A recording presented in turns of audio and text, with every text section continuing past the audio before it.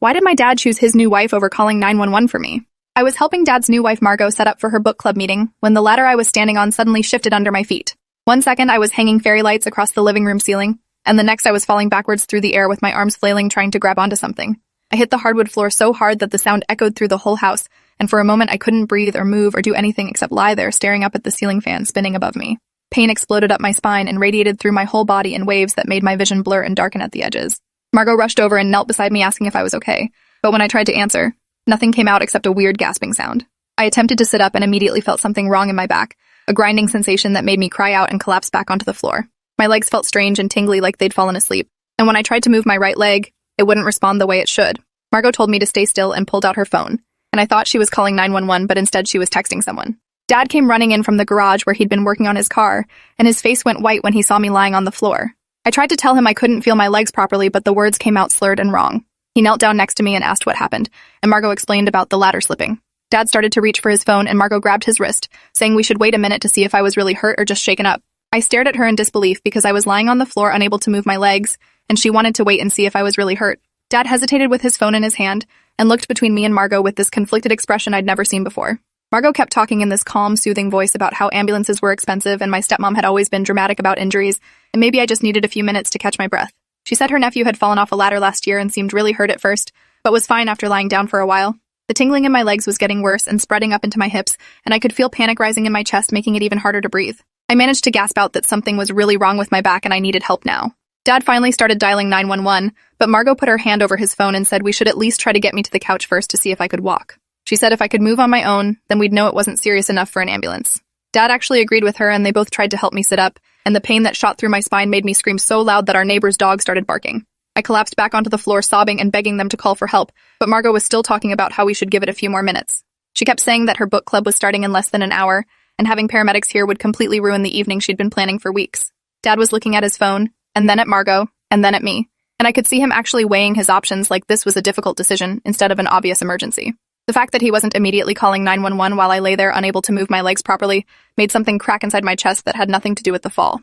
Margot suggested they could drive me to the urgent care clinic instead of calling an ambulance, saying it would be faster and cheaper and wouldn't disrupt her book club.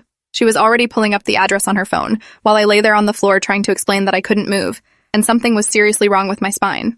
Dad said maybe that was a good idea and started talking about how to get me into the car, completely ignoring the fact that moving someone with a potential spinal injury without proper equipment could cause permanent damage. I'd learned that in health class just last semester, but apparently neither of them remembered or cared about that basic safety information.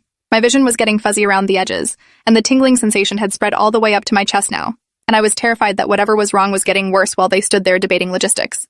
Margot checked her watch and said if they were going to drive me to urgent care, they needed to leave right now so she could be back before her guests arrived. The casual way she said it, like my potential paralysis was just an inconvenient scheduling conflict, made me realize that Dad had married someone who genuinely didn't care if I lived or died. I tried one more time to tell them I needed an ambulance and that you're not supposed to move someone with a back injury, but Dad was already agreeing with Margot's plan.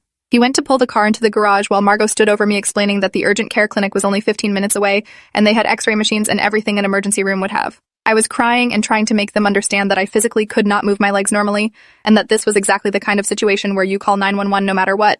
But Margot just kept checking her phone and muttering about her book club and how much work she'd put into planning this evening. Dad came back and they discussed how to lift me, and I was screaming at them not to move me, that they were going to make it worse, but they weren't listening.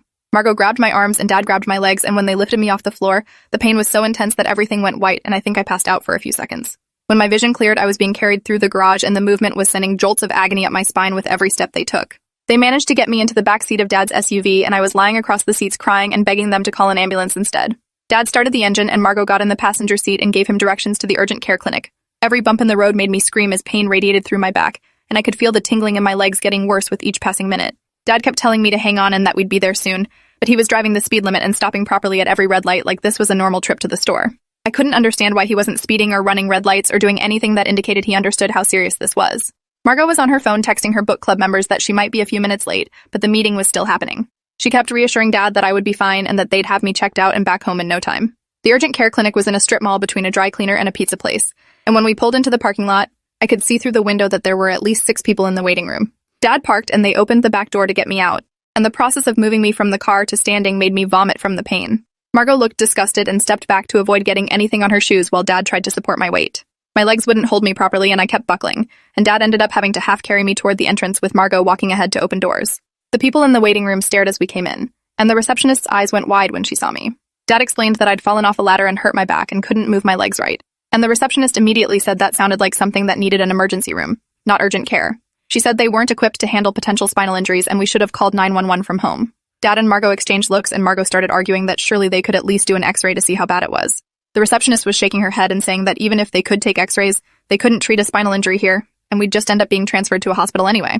A nurse came out from the back and took one look at me and asked how long ago I'd fallen. When Dad said it had been about 20 minutes, her face changed completely, and she asked why they hadn't called an ambulance. Margot launched into her explanation about wanting to avoid the expense and thinking urgent care would be faster, and the nurse cut her off saying that 20 minutes was way too long to wait with a potential spinal injury, and that moving me without proper support could have caused permanent damage. She told them they needed to call 911 right now, and that I should be lying flat and immobilized until paramedics arrived. Dad finally pulled out his phone and dialed while the nurse helped me lie down on the floor of the waiting room. She was asking me questions about what I could feel and where the pain was, and when I told her about the tingling spreading up my torso, her expression got very serious. She told the other people in the waiting room to give us space, and grabbed blankets from somewhere to put under my head. Margot was standing off to the side looking annoyed and checking her watch again, and I heard her tell Dad that she was going to have to cancel her book club after all this. The paramedics arrived maybe 8 minutes later, and came rushing in with a stretcher and equipment. They immediately began asking questions about the fall, and what symptoms I was experiencing, and when I described the tingling and inability to move my legs properly, they exchanged worried looks. One of them asked Dad why he'd waited so long to call and why he'd moved me instead of calling from the scene. Dad started explaining about Margot thinking urgent care would be better, and the paramedic cut him off saying that with the symptoms I was describing, the delay and unnecessary movement could have serious consequences. They fitted me with a neck brace and carefully rolled me onto a backboard, securing me with straps so I couldn't move at all. The process was excruciating and I was crying and apologizing for crying, and one of the paramedics kept reassuring me that I was doing great and we'd get to the hospital soon. They loaded me into the ambulance and one of the paramedics stayed in the back with me while the other drove. I could hear the siren starting up as we pulled away from the urgent care clinic. The paramedic in the back with me was doing neurological tests, asking me to try to move different parts of my body and rating my responses. When I tried to wiggle my toes on my right foot, nothing happened, and I saw him make a note on his tablet. He started an IV and took my vital signs while explaining that we were going to the regional trauma center because they had the best neurosurgery department in the area. The word neurosurgery made my stomach drop, and I asked if that meant I needed surgery on my spine. He said they wouldn't know anything for sure until we got to the hospital and they did imaging, but with my symptoms, it was definitely a possibility. The ride seemed to take forever, even with the sirens going, and every turn made me acutely aware of how strapped down I was and how little control I had over what was happening to my body. The paramedic kept checking on me and asking questions to keep me conscious, and I told him about falling off the ladder and how long it took before anyone called for help. He didn't say anything judgmental, but I could see his jaw tighten when I mentioned the 20-minute delay. We arrived at the hospital and I was rushed through doors into what looked like a trauma bay with bright lights and lots of people in scrubs. Everyone was moving fast and talking to each other using medical terms I didn't understand. Someone cut off my shirt and started placing electrode stickers all over my chest, while someone else was examining my back. A doctor introduced herself as Dr. Okonkwo and explained they were going to do a CT scan of my spine to see what was damaged. She asked me the same questions about what I could feel and move, and when she tested the reflexes in my feet with some kind of tool, one foot responded but the other didn't. Her face remained neutral, but I saw her exchange a look with one of the nurses. They wheeled me down a hallway into a room with a large machine and carefully transferred me onto the scanning table. The technician explained that I needed to stay completely still, and that the machine would make loud noises. The scan itself only took maybe 10 minutes, but it felt like an eternity lying there unable to move, and wondering what they were seeing on those images of my spine. After the scan, they wheeled me to a room in what the nurse called the neuro-ICU. Dad and Margot arrived about 30 minutes later, and I could hear them arguing in the hallway before they even came into my room. Dad was saying something about how Margot's book club wasn't important, and she was saying something about how she'd planned it for weeks and couldn't just cancel. When they finally came in, Margot stayed near the door while Dad came to my bedside looking shaken and guilty. He started apologizing and saying he should have called 911 right away, and I just stared at him unable to process that he was apologizing for something that could have permanently paralyzed me. Dr. Okonkwo came in with the CT results and explained that I had a fractured vertebra in my lower spine and significant swelling of the spinal cord. She said the swelling was compressing the nerves that controlled my legs, which explained the weakness and numbness. She said I needed surgery within the next few hours to stabilize the fracture and relieve the pressure on my spinal cord, and that the delay in getting treatment had made the swelling worse. Dad's face went pale, and he asked if the delay meant permanent damage. Dr. Okonkwo said it was too early to tell, but that every minute of pressure on the spinal cord increased the risk of permanent nerve damage. She needed Dad to sign consent forms for the surgery, and she needed them signed immediately because time was critical. Dad's hands were shaking as he signed the paperwork, and Margot was still standing by the door checking her phone. Dr. Okonkwo looked at Margot and asked if she had any questions about the procedure, and Margot just shook her head and said she was sure everything would be fine. The doctor's expression suggested she had opinions about Margot's level of concern, but she kept them professional and said the surgical team was being prepped right now. 2 orderlies came in and started unlocking my bed wheels, preparing to take me to the operating room. Dad grabbed my hand and said he loved me and that I'd be okay, and I wanted to believe him, but I couldn't stop thinking about how he'd chosen Margot's book club over my safety. They wheeled me down to the surgical floor and into a prep area where an anesthesiologist introduced himself and explained what would happen during the procedure. He said they'd put me under general anesthesia and that I wouldn't feel anything or remember anything from the surgery. A nurse started adding medications to my IV and told me I'd start feeling drowsy soon. I asked her what would happen if the surgery didn't work, and she squeezed my hand and said the doctors here were the best, and I was in good hands. The last thing I remember before going under was being wheeled into a bright white operating room with lots of equipment and masked faces looking down at me. Someone told me to count backward from 10, and I got to maybe 7 before everything went black. When I woke up, I was in a different room with my throat feeling raw and my mouth incredibly dry. There was a tube down my throat, and I started panicking and trying to pull at it, but my hands were restrained and nurses rushed over telling me to stay calm. One of them explained I was still intubated because they wanted to keep me on the ventilator for a few more hours to make sure everything was stable. The tube came out later that evening and my throat hurt so badly I could barely swallow. A different doctor came in and introduced himself as Dr. Yates, the neurosurgeon who'd operated on me. He explained they'd put 2 metal rods and 6 screws in my spine to stabilize the fractured vertebra and had removed some bone fragments that were pressing on my spinal cord. He said the surgery went well, but the amount of swelling they found was concerning and indicated significant trauma to the cord. When I asked if I'd be able to walk again, he said it was too early to tell, and we'd know more over the next few days as the swelling went down. He did some neurological tests similar to what the paramedic had done, asking me to try to move my legs and feet. I could move my left leg a little, but my right leg still wasn't responding properly. Dr. Yates made notes and said we'd continue monitoring closely and start physical therapy as soon as possible. Dad came in after the doctor left and tried to hold my hand, but I pulled away. He looked hurt and asked what was wrong, and I just stared at him until he sat down and stopped trying to touch me.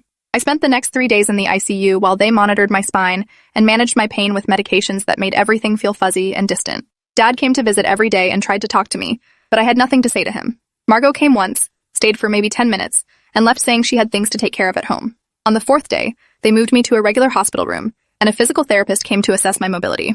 She helped me try to sit up in bed, and the movement made my back scream with pain despite the medications. We worked on small movements like trying to lift my legs and flex my feet, and while my left side was responding better, my right side was still significantly impaired. The therapist said this was actually somewhat encouraging, because it meant the nerves weren't completely damaged, just severely irritated from the swelling. She said recovery would be a long process and would require intensive physical therapy, possibly for months. The word months hit me like a physical blow because I'd been hoping this would be something I could recover from in a few weeks. Dad brought my little sister Ivy to visit on day 5, and she started crying when she saw all the tubes and monitors attached to me. She was only 9 and didn't really understand what had happened, just that I'd fallen and hurt my back. I tried to smile and tell her I was okay, but my voice came out weak and unconvincing. Ivy asked when I was coming home, and I had to tell her I didn't know yet. Dad pulled her aside, and I could hear him explaining in simplified terms about my spine injury and the surgery. Ivy asked if it was going to be like when Grandma broke her hip and needed a walker, and Dad said it might be something like that, but we were hoping I'd recover more fully. After they left, I lay in bed staring at the ceiling and thinking about everything I might not be able to do anymore. I was supposed to start varsity soccer in the fall, and I'd been training all summer. Now I couldn't even walk across the room without help. A social worker came to talk to me about what resources would be available once I was discharged, and she mentioned home health care and adaptive equipment and outpatient rehab. All these things that made my new reality feel more permanent and terrifying. The police showed up on day 6 to take a statement about what had happened. A detective named Alvarez sat in my room with a notepad and asked me to walk through the events of that afternoon. I described helping Margot with the ladder and the fall and how long it took before anyone called 911. When I got to the part about them deciding to drive me to urgent care instead, Detective Alvarez stopped writing and asked me to repeat that. I explained about Margot not wanting to miss her book club and convincing Dad to take me to the clinic instead of calling an ambulance. The detective asked if I'd clearly communicated that I couldn't move my legs properly and that I was in severe pain, and I said yes, I'd been crying and begging them to call 911. He wrote everything down and said he'd need to talk to my father and stepmother as well. After he left, a nurse told me that delaying medical care for a child and moving someone with a suspected spinal injury against medical advice could potentially be considered criminal negligence. The thought that my dad might face legal consequences for choosing Margot's social event over my safety filled me with a complicated mix of satisfaction and grief. Dad came back later that evening, and I could tell he'd spoken with the police because his eyes were red and his voice was shaky. He sat down next to my bed and tried to apologize again, saying he'd made a terrible mistake and wasn't thinking clearly. I asked him how it was possible to not think clearly when your child is lying on the floor unable to move their legs, and he didn't have an answer. He kept saying Margot had convinced him it wasn't as serious as it seemed, and that he'd trusted her judgment because she'd worked as a medical receptionist years ago. I pointed out that a medical receptionist should definitely know better than to delay calling 911 for a spinal injury, and Dad just put his head in his hands. I asked him if Margot's book club was really more important than my ability to walk, and he started crying and saying of course not. But his actions on that day had clearly indicated otherwise, and no amount of crying now could change what had happened or reverse the damage to my spine. He eventually left when visiting hours ended, and I was alone with my thoughts and the steady beeping of monitors. Dr. Yates came by the next morning with updated test results. He said the swelling in my spinal cord was going down, which was good news, but there was evidence of what he called a contusion on the cord itself. He explained this was essentially a bruise on my spinal cord from the initial impact and the subsequent pressure from swelling. The contusion could heal over time, or it could result in permanent nerve damage. and we wouldn't know which for several weeks or possibly months. When I asked for percentages or probabilities, he said every spinal cord injury was different, and he couldn't give me definitive odds. He did say that the fact I had some movement and sensation in both legs was a positive sign, and that aggressive physical therapy would give me the best chance at maximum recovery. The physical therapist came back that afternoon, and we worked on sitting at the edge of the bed with my feet touching the floor. Just that simple position made my back ache and my legs tremble with the effort of supporting even that much weight.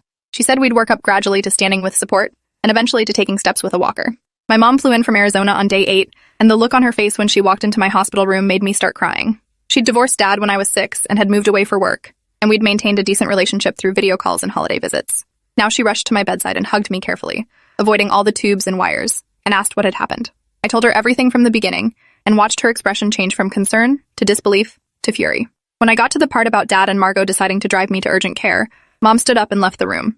I could hear her in the hallway having a loud argument with Dad, and while I couldn't make out all the words, I definitely heard her call him criminally negligent and an unfit parent. When she came back in, she was still visibly angry, but trying to control it for my sake. She asked to speak with my doctors and got detailed information about my injury and prognosis, asking questions that Dad apparently hadn't thought to ask. She also contacted a lawyer who specialized in medical malpractice and child welfare cases, saying that what Dad and Margot had done absolutely constituted neglect. The lawyer, a woman named Rebecca Wolf, came to the hospital 2 days later and interviewed me about what had happened. She recorded everything with my permission and took detailed notes about the timeline and what was said. She explained that delaying emergency medical care for a minor with an obvious serious injury could be prosecuted as child endangerment, and that the delay in my case had directly contributed to worse outcomes. She said the urgent care clinic had documentation of what time we arrived and what the receptionist and nurse had said about needing to call 911 immediately, which supported my account of events. Rebecca said she'd be filing a complaint with Child Protective Services and would also be looking into whether there were grounds for a civil lawsuit regarding my injuries. Mom asked if there was any way to prevent Dad from having custody of Ivy given what had happened, and Rebecca said that would depend on what CPS found in their investigation. The thought of Ivy still living in that house with Dad and Margot, where a book club meeting had been prioritized over my spine, made me feel sick with worry. Physical therapy intensified during my second week in the hospital. The therapist, whose name was Nina, was encouraging but didn't sugarcoat how hard recovery would be.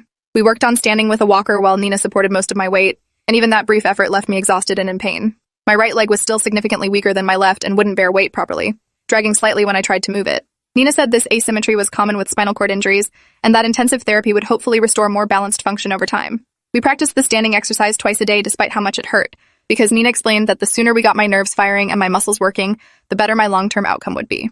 Between therapy sessions, I mostly lay in bed alternating between staring at my phone and sleeping, unable to focus on TV or books because my mind kept replaying that day, and all the moments where different choices could have changed everything. CPS showed up on day 14 to interview me privately. The caseworker, a man named Gerald Finch, had kind eyes but asked very direct questions about my home life with Dad and Margot. He wanted to know if there had been other instances of neglect, or if Margot had ever treated me poorly before the accident. I told him about how Margot often made comments about me being clumsy or dramatic, and how she'd convinced Dad that I was exaggerating various minor injuries over the past year. Gerald wrote everything down and said he'd be interviewing Dad, Margot, and Ivy separately as well. He asked if I felt safe going back to Dad's house once I was discharged, and I said honestly I didn't know.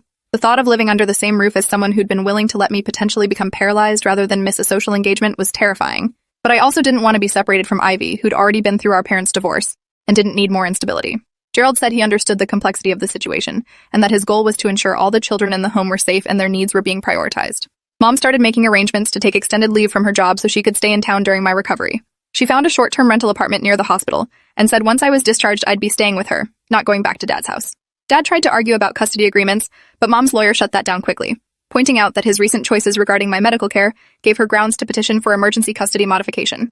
Dr. Yates cleared me for discharge on day 16, with instructions for intensive outpatient physical therapy 5 days a week. The hospital arranged for a wheelchair since I still couldn't walk more than a few steps with the walker, and Nina gave Mom detailed instructions about helping me with exercises at home. Walking out of the hospital in a wheelchair after being carried in on a stretcher felt surreal, like I was watching someone else's life instead of living my own. Mom wheeled me to her rental car and helped transfer me into the passenger seat, a process that took several minutes and left both of us exhausted.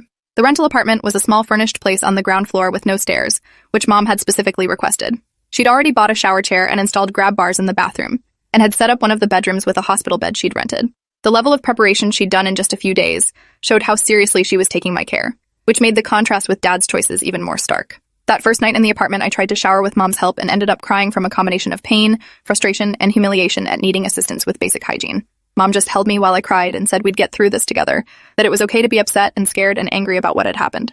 She helped me into bed afterward, and I fell asleep almost immediately, more exhausted than I'd ever been in my life. Physical therapy started the next day at an outpatient facility 20 minutes away, and Mom had to help me transfer from the wheelchair to the car, and then from the car to another wheelchair at the clinic. My physical therapist at the outpatient clinic was a man named Russell, who had apparently worked with many spinal cord injury patients. He did a thorough assessment of what I could and couldn't do, testing strength and range of motion and reflexes in both legs. My right leg was still significantly impaired with reduced reflexes and difficulty with voluntary movement, while my left leg was maybe 60% of normal function. Russell designed a therapy program that would work on rebuilding strength and retraining my nervous system to communicate properly with my muscles. The exercises were exhausting and painful, involving resistance bands and balance work and trying to walk between parallel bars while Russell supported my weight. After an hour, I was drenched in sweat and close to tears, and Russell said I'd done great for a first session. I couldn't imagine doing this 5 days a week for months, but Russell said consistency was absolutely critical for recovery, and missing sessions would significantly slow my progress. Mom drove me back to the apartment where I immediately collapsed into bed and slept for 3 hours. Dad started calling and texting constantly asking to see me, but I ignored most of his attempts at contact. Mom was handling communications with him through her lawyer regarding custody and medical expenses. The hospital bills were astronomical, already over $200,000 with more coming from the surgery and ongoing therapy.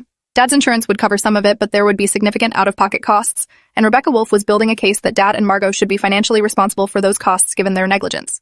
CPS completed their investigation after 3 weeks and issued findings that Dad had exercised poor judgment that endangered my health and welfare. They mandated parenting classes and regular home visits if he wanted to maintain custody of Ivy, and they put our case on a monitoring list. Gerald Finch called to tell me these results and said that while they couldn't force criminal charges, their findings could be used in custody proceedings and civil lawsuits. The validation that an official agency had confirmed Dad's choices were wrong felt important, even though it couldn't undo the damage to my spine. My 16th birthday came and went without celebration while I was in the thick of daily therapy. Mom made a small cake and we ate it in the apartment, and Ivy came over with a card she'd made. Dad dropped her off and tried to come inside, but Mom blocked the door and said he wasn't welcome. Ivy gave me a long hug and whispered that she missed me and wished I'd come home, and I had to explain that I couldn't come back to Dad's house right now. She didn't fully understand and started crying, and Dad had to come collect her while she was still upset, which made me feel guilty even though none of this was my fault. After they left, Mom and I talked about long-term plans, and she said she was looking into transferring permanently to a position in this city so we could stay together during my recovery. The thought of starting over at a new school in a wheelchair filled me with dread. But staying in Dad's house was absolutely not an option, so this seems like the lesser of two bad choices. Physical therapy progress was maddeningly slow. After 6 weeks, I could walk short distances with a walker, but my right leg still dragged noticeably, and I had constant pain in my lower back. Russell said this was actually significant improvement given the severity of my injury, but it didn't feel significant when I couldn't walk normally or stand for more than a few minutes. The asymmetry in my legs was improving gradually, with my right side slowly regaining more function, but Russell warned it might never be completely equal to my left. He also said I'd probably always have some level of back pain, and would need to be careful about certain movements and activities. The realization that this injury would affect me for the rest of my life, that I'd never again take simple movement for granted, hit me at random moments and made me want to scream. I started seeing a therapist named Dr. Kim to help process the trauma and anger and grief, and she helped me understand that what I was feeling was completely valid and normal given what had happened. Rebecca Wolf filed a civil lawsuit against Dad and Margot 3 months after my injury, citing negligence and child endangerment. The lawsuit sought compensation for medical expenses, future therapy costs, pain and suffering, and potential long-term disability. Dad's lawyer tried to argue that it was a judgment call made in good faith, but Rebecca had the urgent care clinic's documentation of their staff saying I needed emergency care immediately, the paramedics' report noting the dangerous delay, and Dr. Okonkwo's testimony that the delay had likely worsened my outcome. Margot hired her own lawyer separate from Dad's and tried to claim she'd deferred to Dad's judgment as the parent, but Rebecca had my detailed account of Margot being the one who convinced Dad to delay calling 911. The legal process was slow and frustrating, with depositions and document requests and endless back and forth between lawyers. Meanwhile, I was still doing physical therapy 5 days a week and slowly regaining function, though Russell warned my progress would likely plateau at some point before I reached full recovery. I turned 17 in physical therapy, doing leg lifts with resistance bands while Mom sat in the waiting room. Russell brought in a cupcake with a candle and sang happy birthday, and I cried because this wasn't how I'd imagined spending this year of my life. I'd thought I'd be playing varsity soccer and learning to drive and applying to colleges, not relearning how to walk and dealing with chronic pain and suing my own father.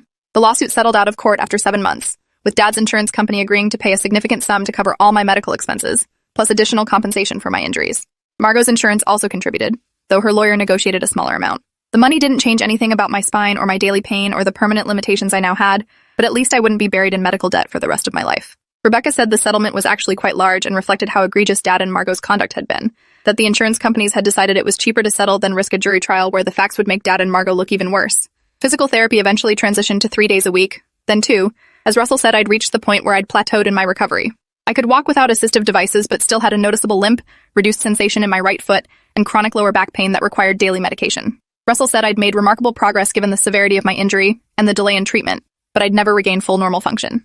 The activities I'd loved before the injury, like soccer and running, were now largely impossible without risking re-injury to my spine. Russell helped me identify modified activities I could do safely, like swimming and certain types of cycling, but it wasn't the same. Dr. Kim helped me work through the grief of losing my pre-injury life and capabilities, and slowly I started accepting this new version of myself. Mom made her transfer permanent, and we found a real apartment to settle into, and I enrolled at the local high school for my junior year. Dad and I eventually started having supervised conversations at Dr. Kim's office, working towards some kind of relationship repair. He'd completed the CPS-mandated parenting classes and seemed genuinely remorseful, but I wasn't sure I'd ever fully trust him again. The knowledge that he'd chosen Margot's social event over potentially saving me from permanent injury created a crack in our relationship that I didn't know could be fully repaired. Ivy came to stay with Mom and me on weekends, and slowly we rebuilt our sisterly bond in a new context. She asked questions about my limp and my scars, and why I couldn't do some things anymore, and I tried to answer honestly in age-appropriate ways. Dad and Margot divorced 8 months after my injury, with Dad saying he realized she'd had a toxic influence on his judgment and parenting. Whether that was true or just a convenient narrative, I wasn't sure, but at least Ivy wouldn't be living with Margot anymore. 2 years after the fall, I graduated high school with decent grades despite having missed significant time for medical appointments and therapy. My limp was less pronounced but still noticeable, and I had to take breaks to sit down during the graduation ceremony because standing too long made my back hurt. Mom cried when they called my name and I walked across the stage, probably remembering a time when it wasn't clear if I'd walk again at all. Dad was there too, sitting several rows back, and when I made eye contact with him, he smiled sadly and gave a small wave. I waved back, a gesture of acknowledgement but not forgiveness, because some things can't be forgiven even when you understand they came from weakness rather than malice. I'd learned to live with my altered body and my chronic pain and the knowledge that one person's selfish choice had permanently changed my life. And I'd learned that sometimes the people who are supposed to protect you will fail in spectacular and devastating ways, and all you can do is survive it and build something new from the wreckage they left behind. Appreciate you watching this far. If you enjoyed it, drop a like, leave a comment, and subscribe so you won't miss the next story.